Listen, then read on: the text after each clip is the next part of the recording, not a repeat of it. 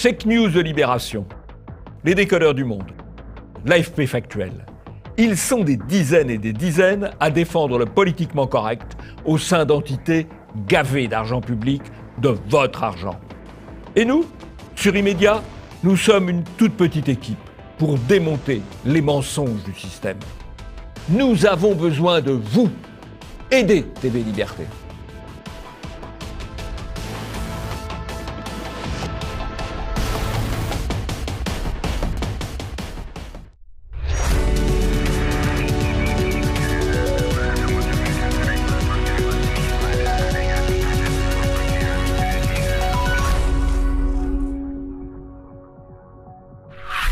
Bonjour à tous et bienvenue dans ce nouvel Immédiat. Bonjour Jean-Yves.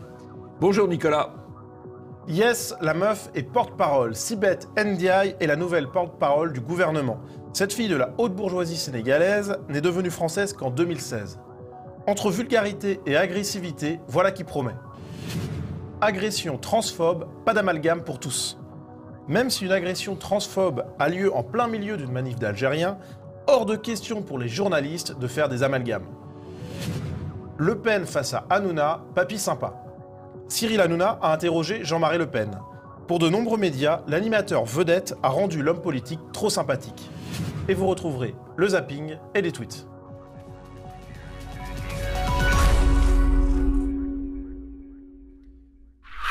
Sibeth Ndiaye, ce nom est désormais connu de tous les Français qui s'intéressent à la politique puisque c'est la nouvelle porte-parole du gouvernement. Alors, dans son discours d'investiture, elle a tout de suite rappelé ses origines. On l'écoute. Cette marche, je la franchis avec la fierté de servir la France, ce pays que je me suis choisi. Parce qu'avant même d'être française, j'ai compté parmi les engagés de ce pays. En Seine-Saint-Denis notamment, où rien n'est simple, mais où tout est possible. Ce département, j'y ai vécu, j'y ai travaillé. C'est aussi au Sénégal, le pays de ma naissance, que j'ai puisé le courage de gravir cette marche. Alors quand elle parle de ses origines, eh bien, Sibeth Ndiaye est étonnamment pudique, puisque par exemple quand elle se confie à un média, elle déclare « Mon père a fait beaucoup de politique et ma mère, magistrate, s'y intéressait aussi ». Alors, les journalistes ont été assez faciles, enfin n'ont pas remis trop en question cette parole, et Jean-Yves, en fait, quand on connaît la vérité, bon, on sait que c'est pas exactement ça qui s'est passé, quoi. Ça. Bah non, elle nous la joue un peu Cosette. Je viens de la Seine-Saint-Denis. Elle a fait ses études au lycée Montaigne, en plein cœur du 6e arrondissement, à côté du Palais du Luxembourg et du Parc du Luxembourg. Les parents, ils ont fait... La mère est magistrate. Bah oui, tu parles, elle était président du Conseil constitutionnel du Sénégal. Le père, il a fait un peu de politique. Ah bah oui, il était député et numéro 2 du parti du président de la République de 2000 à 2012. Voilà, donc c'est de la grande bourgeoisie...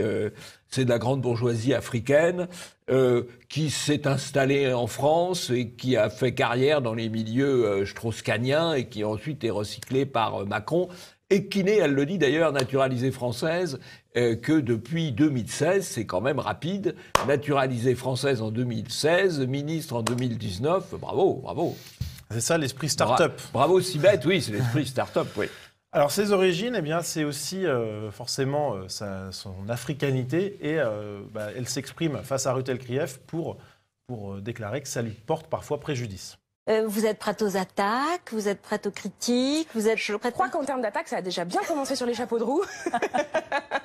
Donc, de ce point de vue-là, je suis vaccinée. Quand vous êtes une femme et que, en plus, vous êtes noire, parce que vous êtes cumularde, on met toujours en doute la raison pour laquelle vous êtes là. Alors là, on est dans l'inversion complète de la réalité. Elle n'est pas ministre bien qu'elle soit femme et noire, elle est ministre parce qu'elle est femme et noire. C'est pour cela qu'elle a été choisie. Elle coche plusieurs cases dans l'esprit du système. Et ce qui est assez amusant d'ailleurs, c'est de voir que Ruth Elkrief est totalement complice. Elle lui envoie des balles très haut, oui, ça rigole ensemble. En rigolant. Enfin, on est vraiment dans l'entre-soi politico-médiatique là. Mais il y a eu d'ailleurs pas mal de blagues qui ont circulé sur les réseaux sociaux pour dire remaniement ministériel, Ruth Elkrief et Barbier gardent leur poste de porte-parole du gouvernement. Bah oui, parce qu'il y a le porte-parole du gouvernement qui est au gouvernement, puis il y a les porte-parole du gouvernement dans les médias, les officieux. Et Dieu sait si Ruth Elkrief, de ce point de vue-là, a beaucoup de talent. Ils sont parfois plus efficaces que les officiels. Certainement, certainement. Alors, Sibeth Ndiaye, elle a également des origines politiques. Elle ne vient pas de nulle part, hein. C'est une ancienne du Parti socialiste qui avait milité à l'UNEF.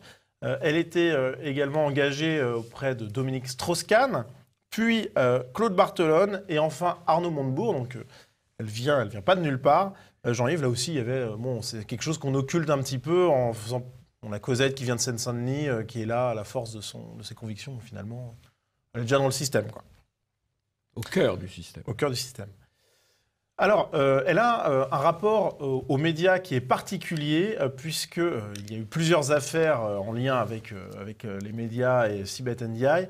Tout d'abord, c'est elle qui a supervisé le changement, la modification de la salle de presse de l'Élysée, qui a changé de place. Et c'était une affaire qui avait soulevé, ça avait provoqué une levée de bouclier auprès des journalistes accrédités à l'Élysée.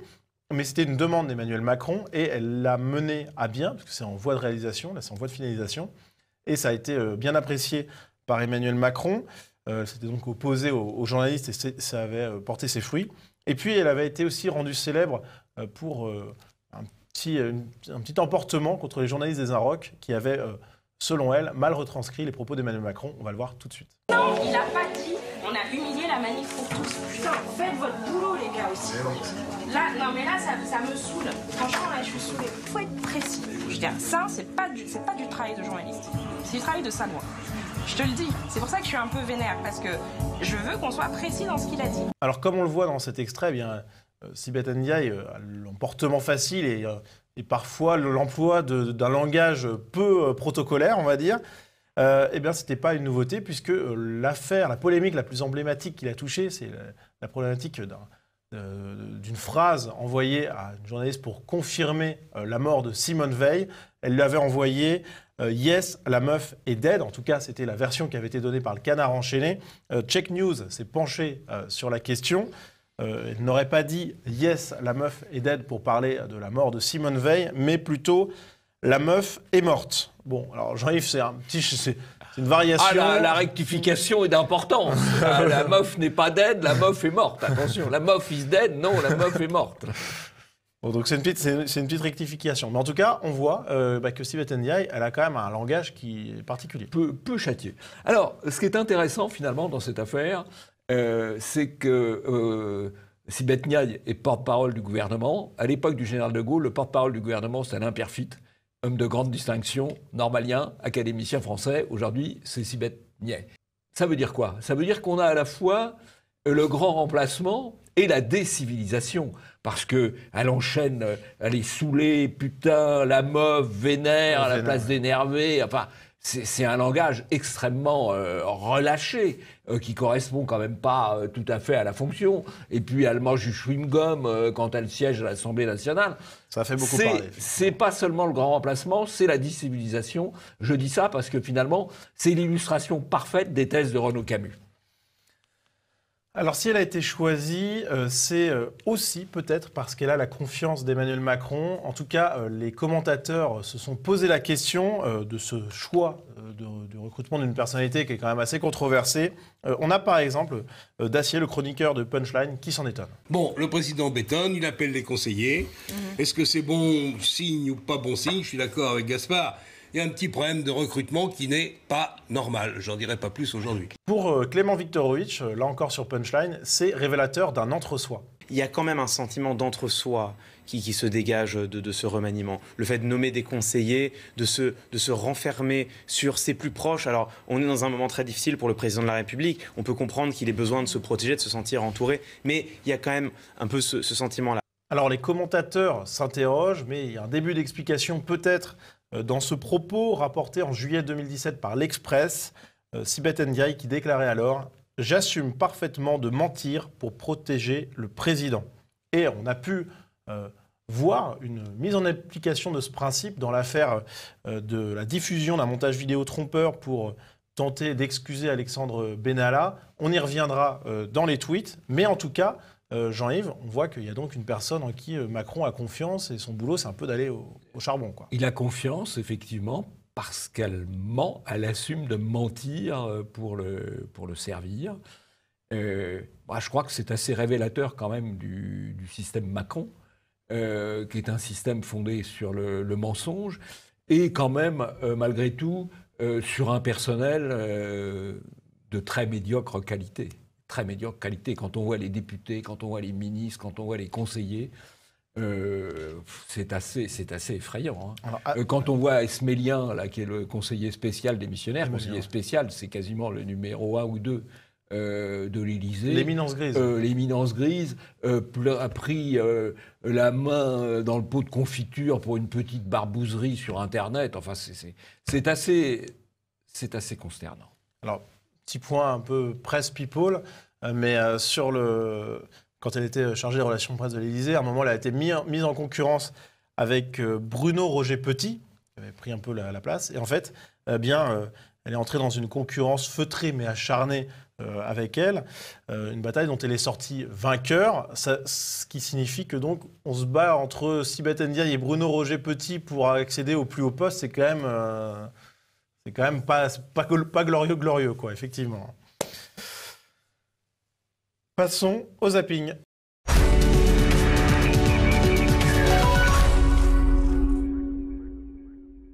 Un samedi où les jeunes font la fête. Élise, 24 ans, et Julien, 31 ans, sont amis. Ce soir-là, le jeune homme a pas mal bu. Élise lui propose alors de l'héberger chez elle, place de la Pucelle. Le lendemain, ils sont retrouvés morts étranglés dans l'appartement de la jeune femme. Le 31 décembre, Jean-Claude Hensen Gumukiza est mis en examen pour double meurtre et viol. Déjà condamné pour viol en 2011 à 8 ans d'emprisonnement, l'homme aujourd'hui âgé de 38 ans a été libéré de prison en novembre 2015. Rwandais, né en Ouganda, il était soumis à une obligation de quitter le territoire français à l'issue de sa peine, mais autorités préfectorales et consulaires ont dysfonctionné.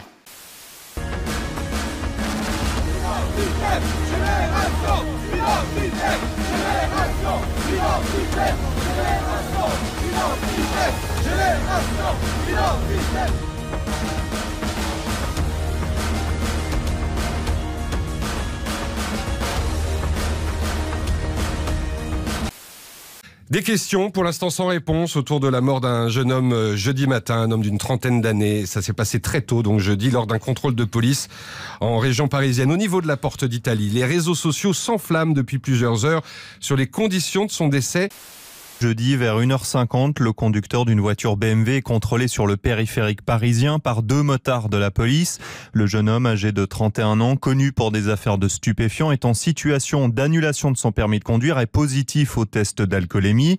Les policiers attendent avec lui l'arrivée d'un autre véhicule pour le prendre en charge lorsqu'il avale une substance non identifiée, probablement une forte dose de cocaïne selon nos informations. Il est pris de convulsions. C'est exactement ce qui s'était passé pour l'affaire Théo, sachant que c'est des gens qui nous disent en permanence « vous alimentez je ne sais pas quoi, je ne sais pas quoi ». Eux, ce qu'ils alimentent, c'est le risque d'un embrasement en banlieue, parce qu'on sait très bien que ça peut arriver dans ce genre d'affrontement. Or, on découvre 2 jours après que la prudence aurait permis de dire que les policiers, en l'occurrence, n'étaient pas du tout en cause dans cette histoire. L'affaire Théo aurait dû leur servir de leçon. Rappelez-vous, c'était des unes de journaux, carrément, quoi. Les flics ont toujours tort, etc. Un chauffeur d'origine sénégalaise détourne son propre car scolaire près de Milan et indique aux écoliers apeurés qu'il va les faire brûler pour protester contre la politique migratoire. Mon imagination est impuissante à vous décrire ce que ça aurait été la situation inverse où un chauffeur occidental aurait pris en otage des enfants migrants en menaçant de les brûler. Je me demande, je vois des affiches de vous dans mon quartier et je me demande qui sont vos militants alors que je ne vois pas d'affiches des Républicains, je ne vois pas d'affiches d'En Marche. Tout simplement, d'abord parce qu'eux, ils ont accès aux grands médias. Nous sommes interdits des grands médias. C'est un véritable scandale, d'ailleurs. D'ailleurs, le CSA a mis en demeure France 2 et le service public de me donner la parole. J'appelle ça l'occultation de l'information pour des raisons purement idéologiques. J'ai trouvé le débat assez bien et pour qu'il puisse s'intéresser aux enfants parce qu'il a raison. Après, il va nous laisser à nous la France, on va dire. Des choses où il a parlé des gilets jaunes, je trouvais qu'il aurait pu trouver une solution au lieu de dire qu'il n'était pas d'accord avec ce qu'il disait. Mon cher monsieur, vous parliez sur le mensonge. Oui. On va être très clair. S'il faut dire la vérité aux Français, ça veut dire 10 ans de sang et de larmes. Et je suis désolé de vous le dire, à un moment donné, vous confondez tout sur ce coup-là. Ça veut dire que vous assumez de mentir aux Français? Mais je mens pas, monsieur. Mais vous voulez que je vous parle de dossiers importants? Si vous voulez dire la vérité aux Français, ça veut dire que vous ne le dites pas? Vous voulez dire la vérité aux gens sur ça? Mais qu'est-ce que le terrorisme vient faire là-dedans? Vous voulez dire sur le chômage aux gens? Mais attendez, je suis désolé, aujourd'hui, il faut donner une vision d'espérance aussi aux Français. J'ai du mal à penser que ce Brexit va être défavorable au Royaume-Uni. C'est un pays avec des ressources extraordinaires, qui a traversé évidemment les siècles, qui a une conscience de lui-même tout à fait particulière.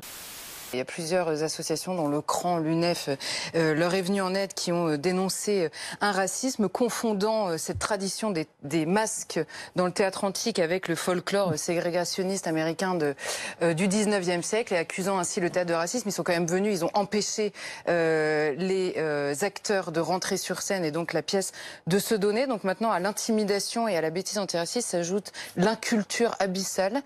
C'est quand même relativement affligeant. Cesare Battisti, l'ancien activiste italien d'extrême gauche qui a été condamné en Italie à perpétuité pour 4 meurtres qu'il n'avait jamais reconnus. Et là, qu'est-ce qui s'est passé? Il vient de reconnaître, il vient d'admettre. Vous l'avez soutenu sans faille.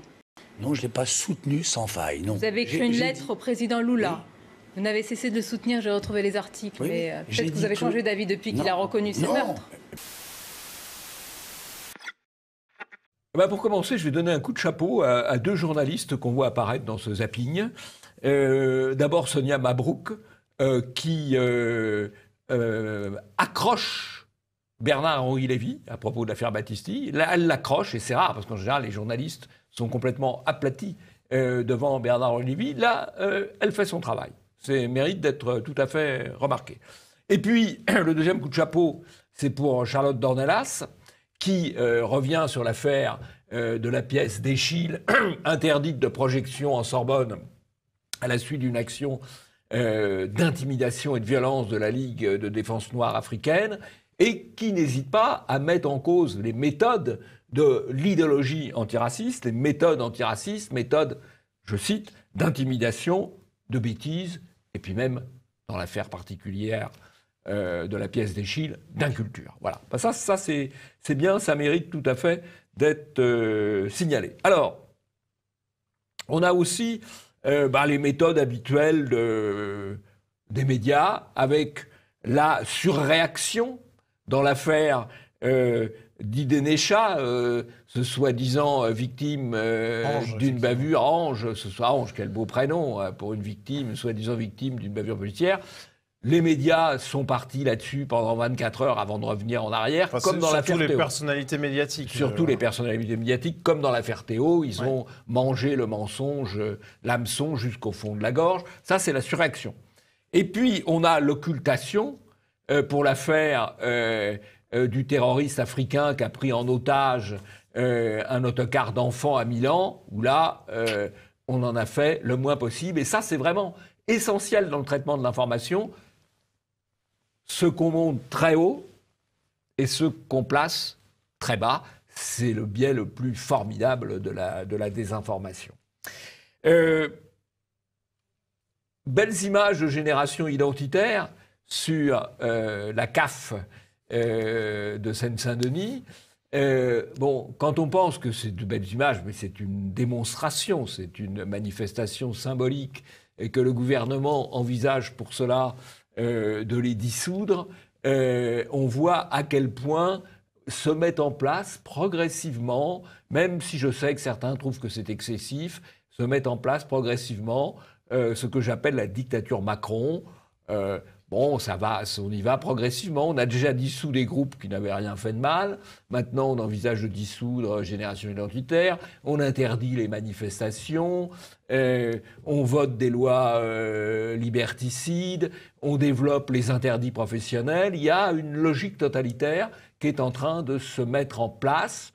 Il faut bien dire, c'est sans doute la volonté de Macron, mais elle est rendue possible parce que les médias approuvent un certain nombre de choses, c'est-à-dire des choses qui les feraient hurler s'ils touchaient des gens dont ils partagent l'idéologie. Ils trouvent ça parfaitement normal à partir du moment où ce sont des gens qui ont des opinions différentes des leurs. Voilà.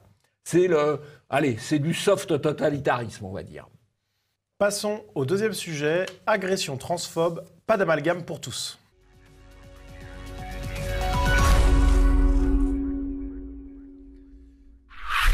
Ce dimanche à Paris a donc eu lieu une agression dite transphobe. Alors je sais, Jean-Yves, que vous n'aimez pas trop ce terme. C'est de la novlangue, Nicolas, c'est de la novlangue. Malgré tout, le terme, je vais l'employer, je risque le courroux de votre courroux. Nos web spectateurs vont devoir se doter d'un dictionnaire français novlangue, alors c'est terrible ça. Oui, effectivement. Mais comme ça, c'est vrai que même s'il ne l'avait pas avant, il le faut pour décrypter de toute manière les médias, donc ça sera utile. C'est donc ce dimanche qu'une personne transgenre a été agressée lors d'une manif en faveur du changement en Algérie. Transgenre, c'est aussi de la novlangue, c'est transsexuel. Transsexuel, transgenre. Ouais. Transsexuel, transgenre, c'est de la novlangue. Ouais, mais Ah, mais vous allez avoir une maîtrise ou un doctorat de novlangue, Nicolas, si ça continue. C'est mon côté politiquement correct. Ah oui, absolument. Donc ça avait lieu place de la République, donc, alors qu'elle se rendait au métro et qu'elle traversait la foule. Vous avez vu les images sur toutes les chaînes de télévision. Ce qui est assez extraordinaire dans le traitement médiatique de cette agression intolérante, on va dire, c'est que certains médias ont fait un silence complet sur l'identité des agresseurs, ce qui est quand même assez extraordinaire. Quand on voit les images, on voit clairement le drapeau algérien. On a par exemple l'Obs qui réalise vraiment l'exploit de ne jamais parler dans son article de la nature des personnes qui agressent la personne transgenre ou transsexuelle. Dans l'article titré « Le plus traumatisant, c'est l'humiliation. Julia, transgenre agressée à Paris, se confie », mais on apprend que l'agression a lieu place de la République, sans qu'il soit fait mention de la manifestation, et qu'elle se dirigeait vers le métro et qu'elle a été bloquée par 3 hommes. Donc voilà, pas de mention de la manifestation, ce qui est assez extraordinaire. Le Huffington Post fait à peine mieux, mais quand même a le mérite de parler de ça.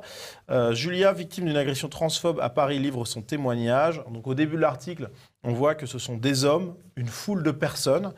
Et puis quand même, en bas de l'article, on apprend que ce sont des manifestants venus à l'origine pour protester contre le gouvernement algérien. Alors Jean-Yves, on voit que les médias ont quand même beaucoup de mal à parler de la nature des agresseurs. Ben oui, parce que les manifestants algériens en France contre le gouvernement algérien en Algérie, ce sont des gentils, Nicolas. Ce sont des gentils. Okay. Voilà, donc ils ne peuvent pas être méchants.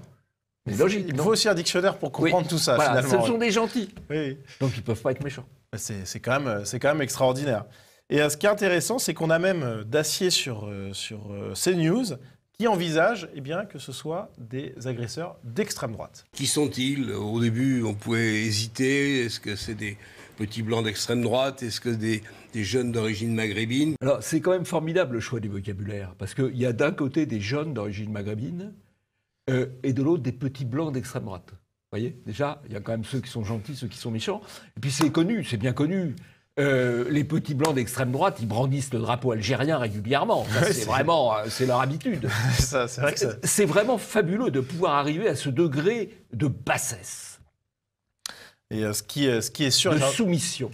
Ce qui est sûr et certain, mais on sent bien qu'il est gêné, Dacier, quand il dit ça. En fait, il voudrait le dire directement maghrébin, mais il peut pas, donc il est obligé de se dédouaner en disant d'abord d'extrême droite. Enfin, c'est complètement hallucinant.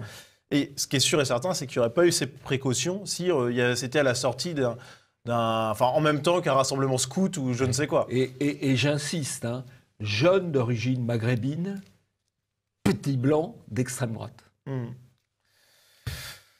Alors, après ce silence médiatique de certains médias en tout cas, la personne agressée, Julia donc, a été présente dans tous les médias. Julia ou Julien? Julia, voilà. On ne sait pas si le changement d'état civil a été effectué, voilà.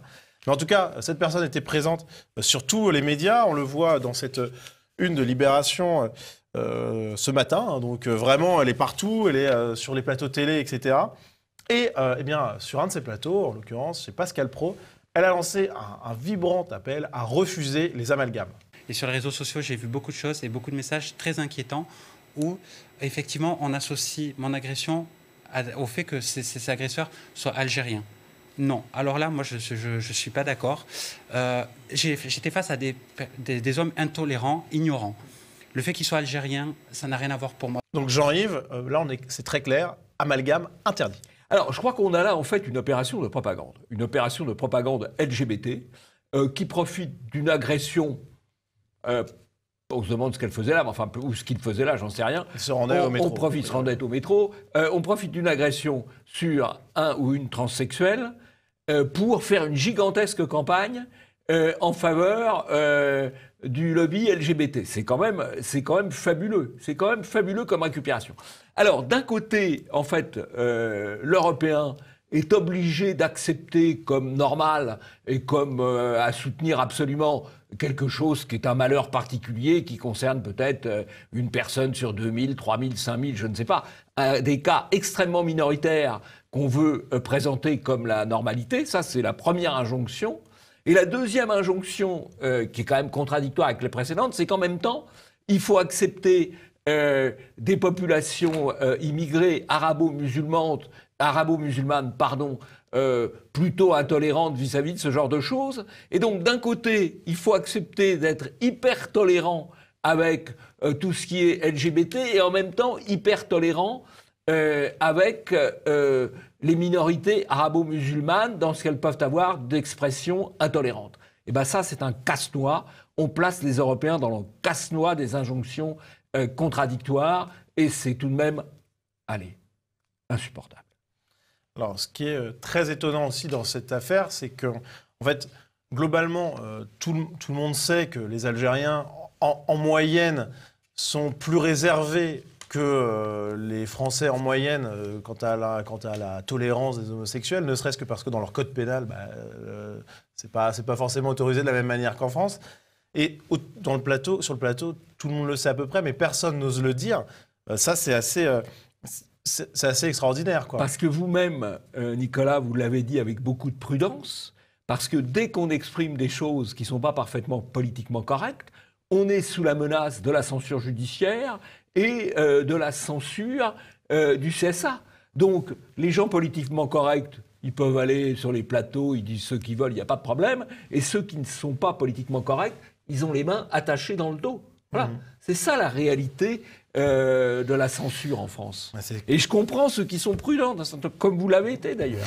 Et si vous ne l'aviez pas été, je vous en aurais fait le reproche. Mais je suis très prudent. Mais en tout cas, jamais assez. Mais question prudence par ailleurs, c'est sûr et certain que même cette personne qui appelle à ne pas faire d'amalgame, si on lui proposait de faire un tour avec tel quel, soit à Barbès ou dans le pays algérien, ou alors place de la République à Paris, hors manifestation algérienne, on sait à peu près où il y aura le plus de tolérance. Et tout le monde le sait, cette personne-là le sait.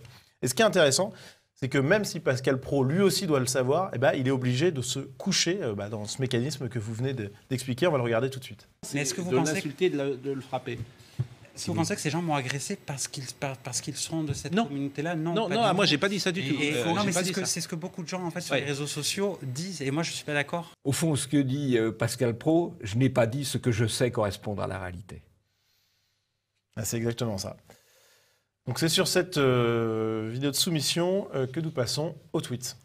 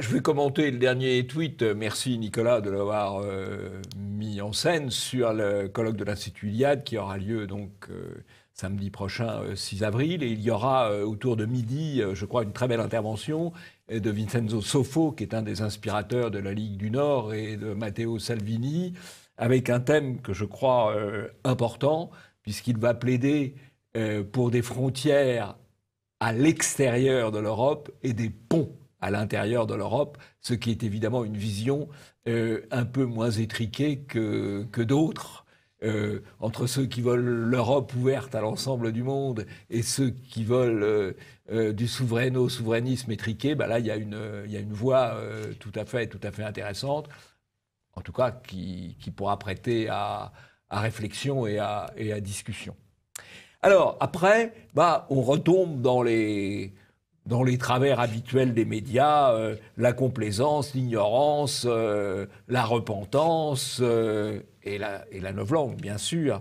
Alors, la complaisance, c'est l'émission Salut les Terriens qui supprime l'entretien déjà réalisé avec Flyrider, qui est Nicole, qui est un des porte-parole, on va dire, une des figures médiatiques des Gilets jaunes. Donc, on l'interroge, mais comme finalement ce qu'il doit dire ne doit pas bien convenir, hop, on le... Selon Juan Branco, c'est des appels de cadres de La République En Marche. Des appels de cadres de La République En Marche. C'est la fameuse censure Macron dont vous parliez. C'est la censure Macron. Bon. On a le Parisien qui nous fait une carte d'Europe des méchants. Et alors là, ils confondent tout parce qu'ils mettent la Belgique aux Pays-Bas ou les Pays-Bas en Belgique. Ils mettent le drapeau belge sur la carte de l'Allemagne. Enfin, c'est l'ignorance, là... l'ignorance médiatique à l'état pur, un petit coup de repentance avec l'imam d'une mosquée de Séville, je me demande ce qu'une mosquée fait à Séville, qui demande au roi d'Espagne de s'excuser, de faire repentance pour la Reconquista. C'est quand même culotté, faut l'avouer. C'est culotté. Vous occupez les gens et après vous protestez qu'ils luttent contre l'occupation, mais pourquoi se gêner? Et puis on a... la novlangue, alors là, c'est France Info qui s'illustre beaucoup, puisqu'il refuse de parler de Battesti comme d'un assassin ou comme d'un terroriste, ce qui correspond à la réalité, ou un criminel. Ce qui correspond à la réalité des choses, c'est toujours un activiste. Toujours un activiste, un militant. Voilà. Ça, ils sont incurables. Hein. Mais il est militant de gauche. Donc, de gauche. Alors, à ce moment-là, il est dans le camp du bien, il n'y a pas de problème. Alors, il faut peut-être revenir un petit peu, alors toujours dans la novlangue, quand on affirme du côté politiquement incorrect des idées qui correspondent à la réalité, c'est une fake news. Par exemple, vous dites que le pacte de Marrakech, il va avoir des effets, c'est une fake news. Vous faites peur. Par contre, quand vous procédez à un montage vidéo totalement bidon, mais que vous êtes à La République En Marche ou que vous êtes le conseiller spécial du président de la République, comme M. Emalien, c'est tout au plus une fausse information. Et là, il y a eu un montage extraordinaire dans l'affaire Benalla, puisque les services de l'Élysée, en l'occurrence M. Ismaël Emalien, le numéro 2 de l'appareil élyséen, juste après le secrétaire général de l'Élysée, a récupéré frauduleusement des images de la police. Oui, bon, on lui a envoyé des images de la police, très bien. Vous avez raison d'être prudent, je vous approuve. Ensuite, il les a amalgamées avec des photos, des images prises ailleurs, qui n'avaient pas de rapport direct avec les premières. On a fait le petit montage, on l'a passé tout ça pour excuser Benalla, bidon, tout ça pour excuser Benalla. On l'a passé à un compte bidon. Et Madame Sibeth Ndiaye, qui était à l'époque chargée des relations presse à l'Élysée avant d'être porte-parole du gouvernement, eh bien, a dit aux journalistes, allez voir cette vidéo, allez voir ce compte, je crois que c'est French Politique, en français dans le texte. Anonyme, par ailleurs. Anonyme, bon, alors que je croyais que les gens d'En Marche voulaient supprimer l'anonymat sur les réseaux sociaux, alors il faudrait savoir. Eh bien, voilà tout ce système qui vise à quand même influencer l'opinion, matraquer l'opinion, puisqu'effectivement, ça a beaucoup servi dans la défense de Benalla, qui disait, écoutez, moi je suis intervenu, mais il y avait des choses tout à fait insupportables avec ces gens qui avaient une attitude agressive vis-à-vis des policiers. Voilà, donc on voit le tout, on a tout, on a le paquet, quoi. Et le summum, en quelque sorte, c'est quand même la promotion de Sibeth au poste de porte-parole du gouvernement. Le mensonge, vous dis-je. Promotion. Le mensonge, promotion mensonge. Promotion pour service rendu. Promotion mensonge. C'est pas promotion canapé, c'est promotion mensonge. Passons au troisième sujet. Le Pen face à Hanouna, papy sympa.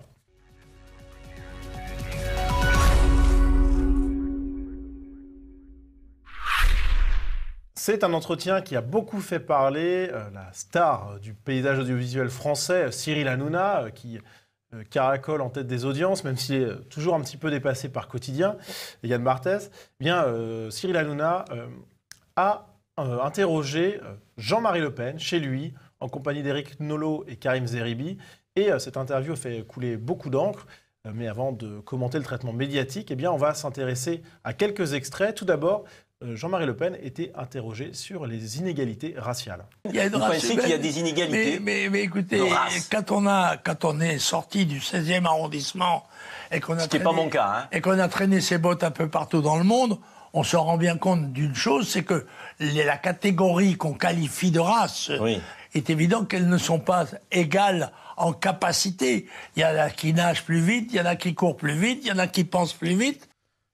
Il est assez clair, il ne plie pas. Il dit oui, il y a des différences entre les groupes d'hommes. Voilà, c'est gentiment dit, je trouve. Effectivement. Et deuxième extrait, Jean-Marie Le Pen, qui finalement surprend. Vous aimez tout le monde, Jean-Marie Le Pen, finalement. Oui, mais on découvre un nouveau Jean-Marie Le Pen, là. C'est un Jean-Marie Le Pen montré sous un œil bienveillant et lui-même se montrant bienveillant, ce qui n'est pas évidemment... qui ne correspond pas à la caricature ou à la manière dont il a été pendant très longtemps interrogé. Mais en tout cas, c'est assez intéressant de voir qu'on parle de nouveau Jean-Marie Le Pen, etc. Et on verra dans quelques instants que ça leur a un peu été reproché. Avant ça, dernier extrait, Jean-Marie Le Pen qui répond à des questions de Cyril Hanouna. Est-ce que vous êtes raciste? Non. Est-ce que vous êtes homophobe? Non. Est-ce que vous aimez l'équipe de France de football? Oui, quand elle gagne. Donc on le voit sur cette vidéo, Jean-Marie Le Pen, il apparaît sympathique, rigolo, détendu, etc. Et l'entretien étant plutôt à cette image, ça a suscité des interrogations, pour le moins, de plusieurs médias. On a par exemple Arrêt sur Image qui titre chez Hanouna l'interview d'un Le Pen apaisé. Donc on comprend que ce n'est pas forcément une bonne chose. Pour l'Express, dans son article, Cyril Hanouna aurait-il interviewé Jean-Marie Le Pen il y a quelques années? L'Express qualifie cet entretien d'irréel, d'une dédiabolisation médiatique, en notant par ailleurs que Balance ton pote étant la deuxième chaîne nationale sur les 15-34 ans, cet entretien ne sera sans doute pas passé inaperçu auprès des plus jeunes téléspectateurs. Et on imagine bien que ça ne leur plaît pas des masses. Marianne qui titre « Papy Le Pen, il est gentil », l'hallucinante interview par Cyril Hanouna du fondateur du FN. Pour les journalistes, c'est un numéro incroyable de complaisance, une entreprise de dédiabolisation. GQ titre même « L'effroyable interview de Jean-Marie Le Pen dans Balance ton poste », notant qu'il s'agissait plutôt d'une discussion amicale avec un papy cool et une séquence surréaliste confinant au malaise. Donc pour GQ et pour les médias en règle générale, c'est pas très bien passé cet entretien qui dédiabolise Jean-Marie Le Pen en fait. Je crois que ça correspond à l'idée que les médias ont vis-à-vis de ce qui est politiquement incorrect comme idée ou comme personnalité. Et les médias ont une fonction de diabolisation. Et là, c'est un entretien, on va dire, assez normal, plutôt drôle d'ailleurs. Avec une personne âgée en plus. Avec une personne âgée, mais enfin à 90 ans, il a encore une sacrée pêche. Il a encore, mais du coup, pour le téléspectateur, on le voit comme un grand-père. Voilà, comme un grand-père, c'est sûr. Même, on pourrait le voir comme un arrière-grand-père, peut-être. Mais pour les médias, ça ne correspond pas à leur fonction. La fonction, c'est de diaboliser. De diaboliser, d'ailleurs, y compris jusqu'à la mort. Ou en tout cas, jusqu'à la fin de la vie. C'est ça leur façon de voir les choses. Il y a les bons, il y a les méchants, il y a les bonnes idées, il y a les idées vilaines, et il faut diaboliser. C'est ça la fonction des médias, c'est pas de rendre compte finalement de la diversité du monde. Alors, autre média qui a tenté de parler à une personne politiquement incorrecte, c'est Quotidien qui a interviewé Mathieu Bock-Côté, le sociologue québécois et conservateur. Et Yann Barthès a mentionné dès le début qu'ils accueillaient quelqu'un de politiquement incorrect, que ça changeait de l'habitude, donc c'est plutôt honnête. Et eh bien, on va le voir, sur le plateau, ça a plutôt été quand même un combat qui a tourné largement en la faveur de Mathieu Bocoté. On va voir un extrait tout de suite. Vous êtes pour la diversité, quand même. J'ai jamais su ce que ça voulait dire comme concept. Hein? La diversité, qu'est-ce que ça veut dire? Alors, le régime diversitaire, alors, ça veut dire quoi? Vous en parlez dans le livre. Alors, quand je dis régime diversitaire, ce que j'entends par là, c'est justement ce refus d'avoir un monde commun noué dans l'histoire et la culture et la langue, je le redis.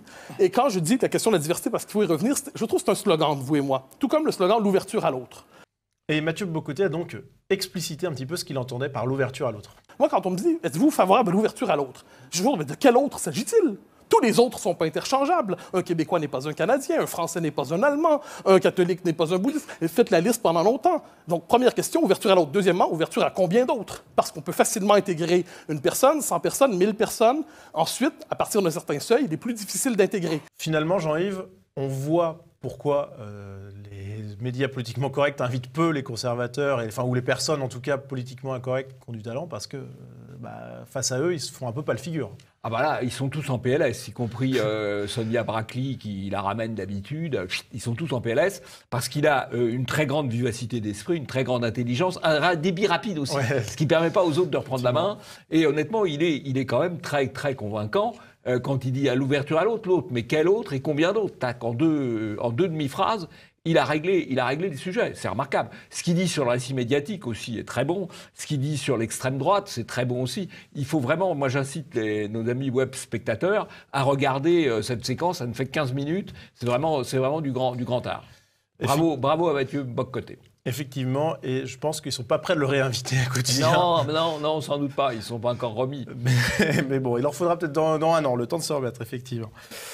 Ça va être la fin de cette émission, Jean-Yves. Avant de se quitter, je crois que vous aviez un petit message. Je serais ravi de rencontrer beaucoup d'amis qui suivent Immédiat samedi prochain au colloque de l'Iliade sur l'Europe, l'heure des frontières. Et sinon, rendez-vous la semaine prochaine. Exactement, donc rendez-vous soit le 6 avril à la Maison de la Chimie, soit la semaine prochaine sur TV Liberté.